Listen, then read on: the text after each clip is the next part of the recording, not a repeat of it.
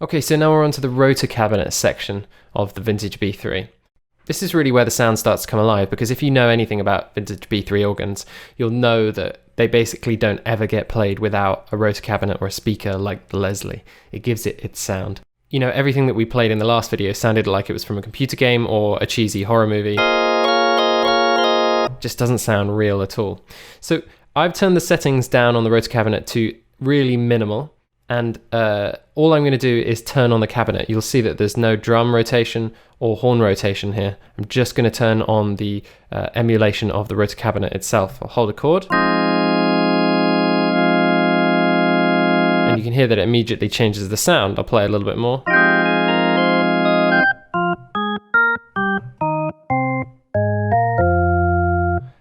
Kind of gives it some more depth, some more realism, and there's a kind of a little bit of impulse response reverb regarding the size of that actual cabinet.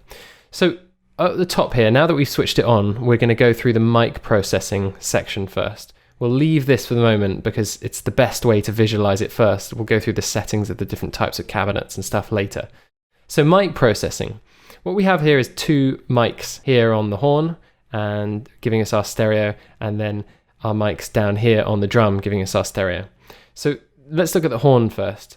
If we listen to this, right, we've got, and we turn the horn, so this is like a slider that basically goes between the drum mics and the horn, or somewhere in between, so it's like your mixer between them both. We're going to turn it only up to the horn, so we're only hearing the signal from the horn. And it's quite a high brittle sound because the higher frequencies come out of the horn up here.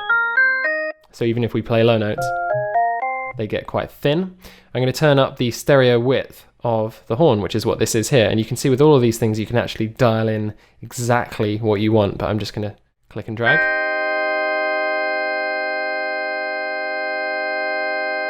Now, that's very subtle, and those of you wearing headphones will definitely hear that. If you're listening to this just through your Mac speakers, you won't have really.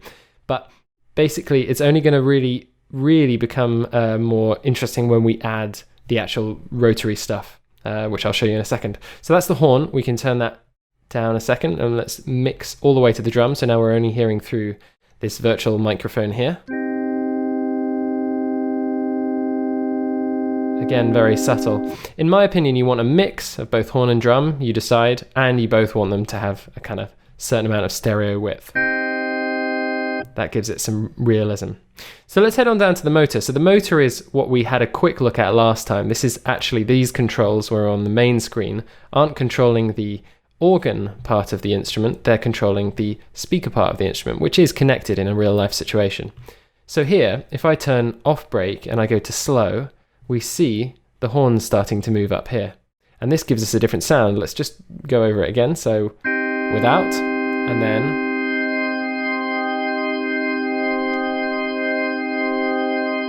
we can see there's some modulation going on as well with the EQ and the different upper partials from our fundamental sound. Now, the acceleration we won't look at just yet. This is the maximum rate. So when you go from slow to fast here, this is the maximum rate that we will go to. So that's pretty slow at the moment. But if I set this up here, that's really fast. So you can set your maximum rate. And when I say maximum, it's because there's this really characteristic acceleration phase from when we go from either brake or slow to fast. So let's go from slow, kind of average speed for the Leslie. And we make our acceleration kind of a bit subtler. So this is going to be longer acceleration. I guess that's 2.65 seconds. And then let's make this really fast. And then as soon as we go from slow to fast, it's going to accelerate over 2.65 seconds to that maximum rate.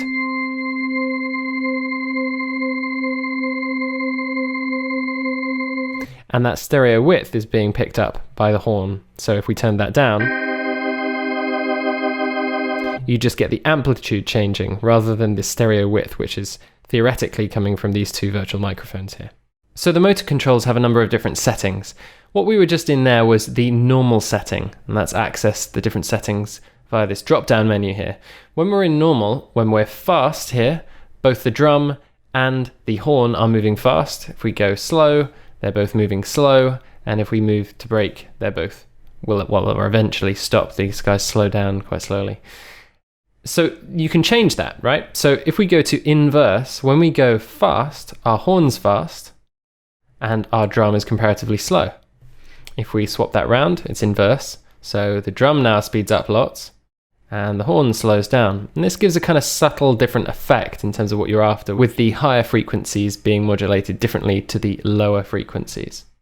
The next setting is 910, and what that does is that when we're in slow mode, you'll see in a second, the drum will slow right down whilst the horn will carry on going. So we'll continue to get modulation in the higher frequencies and no modulation on the bass, and that gives us a kind of really solid bass sound whilst we can have a modulation with the higher ranges. Then the last final one is a bit strange, it's called sync, and it basically means that as you move between slow, fast and break, these guys are completely locked with each other. It's very, very similar to normal, but they have their own shifts or their own shift times when we're in normal. This one makes sure that the acceleration phase for the drum and the horn are exactly locked. If we have a little listen to that, see what it sounds like.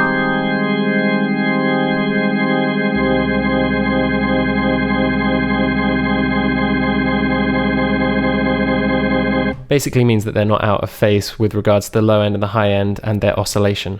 You can also change the speed of the acceleration of the motor via different MIDI controls. So for example, you could have the sustain pedal in different modes there, you could have mod wheels, and you can also assign different CC controllers as well.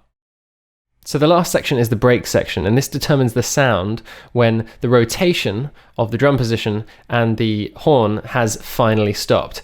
Now, this takes a little while, so I'm actually going to pause the video. Look, if I put it to break now, it's going to take absolutely ages before this thing actually fully slows down, and you'll just be bored, so I'm going to pause the video now.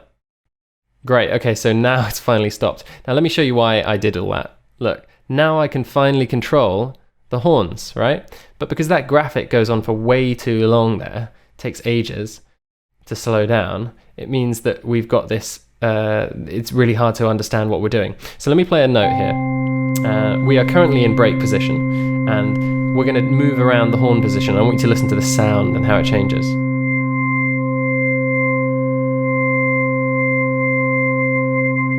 So essentially what we're doing is we're moving through manually what the rotor does on its own very fast. You know, except it's obviously more uniform than me just jiggling up and down. Let me do it with the drum. We see it changing. So basically these settings are saying that when we finally break, when we finish, what position do we break in, right? It's incredibly specific stuff for this instrument here. It's what makes it so amazing, and this detail probably a bit pedantic, but it's important that I go through all the details here. So you can actually turn off that slow transition and move straight to dry as soon as you turn from either slow or fast to break. Let me show you what I mean. So the moment we're in fast mode, right? If I move to dry, it doesn't affect anything currently, but as soon as I move this, we move straight to the dry level. Now, if you didn't notice that, let's try that again. We're going to make sure that the dry level is up really loud. So as soon as we go to dry, or to break, now we're a lot louder. So that's really what that is for. I don't use it myself, but it's a bit of a detail. And then so finally we get to the emulation of the cabinet itself. So we've been on real cabinet for the last bit, which is the kind of stock suggested cabinet sound to use for this instrument. But you can see we have a number of different options here. If I just keep playing a chord here for us, and I'll go back onto the rotation, rotor, let's go to slow, and then, anyway, that doesn't matter, so let's go for it. So, different sort of sound there, a bit less real for that one.